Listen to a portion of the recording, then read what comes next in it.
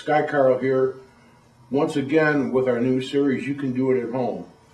Now, we're going to do the paper clock today, and that's a paper clock that you actually take and you cut the pieces out of this book, 160 pieces, you cut it into pieces, and you actually build a clock that actually works. It does the tick-tock and the whole thing. And when you look at the book, you'll see that it has illustrations. It also has the instructions right here. And then also, which I've already cut out some parts and I've got some of it started.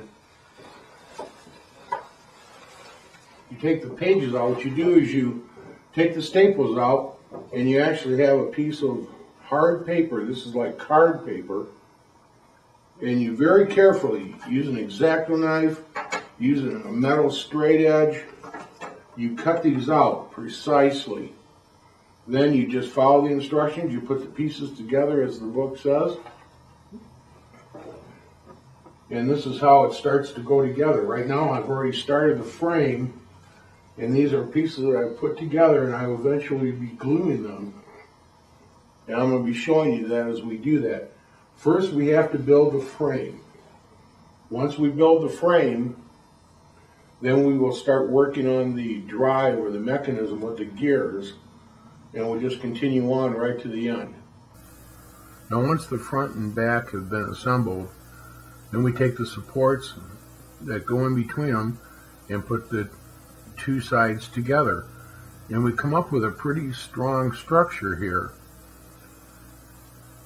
Now what we have to do now is we have to finish putting the remaining parts on, and once that's completed, now we have a structure where we can completely build the clock from within.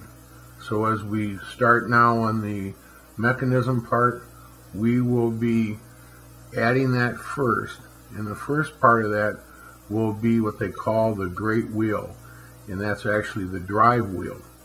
And that's made of two parts, and it's supported in the center. And then the teeth are actually constructed by small strips that run from the one side to the other side.